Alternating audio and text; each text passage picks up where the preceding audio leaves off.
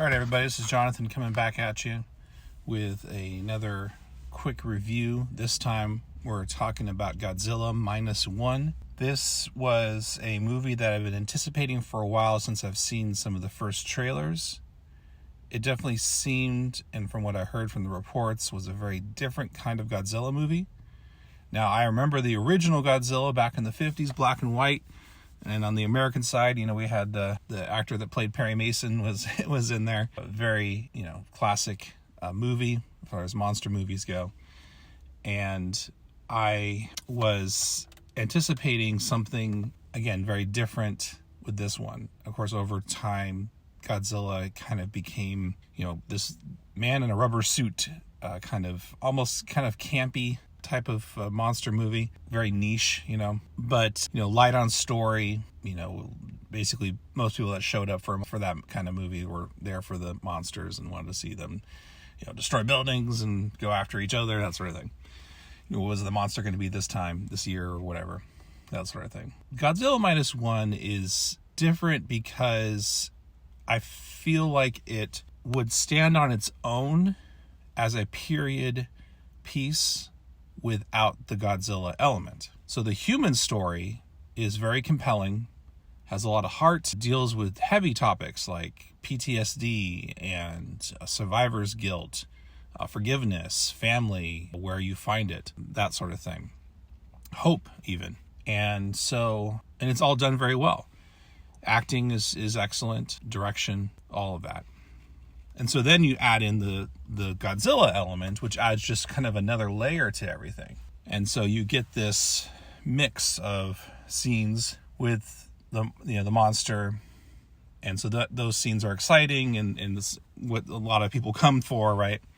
But then intermixed in between, you have the human story, which again is in some ways just as compelling, if not more so, because I think to a certain degree it's a time period that, especially in the Western side of the world, we've heard so much about reading the history books, but I think to get, at least for myself, to get a perspective from the Japanese side, I think is very compelling, very interesting, even just from a historical standpoint. Now, obviously, this is fiction, but I do feel that there are some elements of the story that are very real.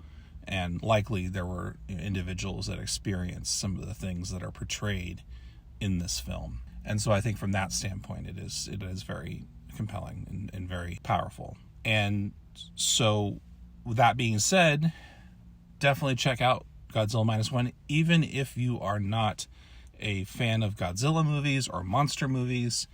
It really is just a good movie that happens to have a giant monster in it. Needless to say, too, I will say there are obviously some flaws. Some might say the pacing's a little slow, but I actually appreciate that because I think movies these days are paced a little bit too fast.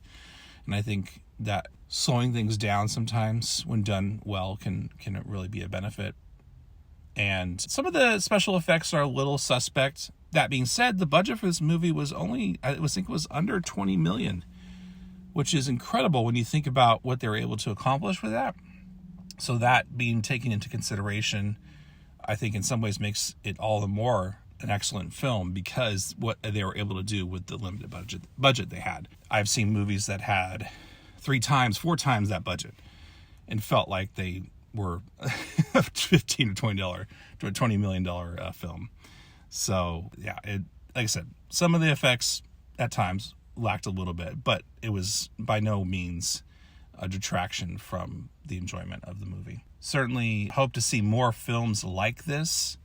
We'll see if this is going to be a one and done story or if they're going to continue it. Incidentally, it doesn't have any connection to the American version of Godzilla that's been coming out recently from Legendary. So that's a separate storyline, totally different, not connected at all. And so you can enjoy this movie on its own, which is great. There's no backstory you need to know. You just jump in and enjoy a good movie. Like I said, that's really a wartime period piece about the end of World War II in Japan that just happens to have a giant lizard, a dinosaur in it.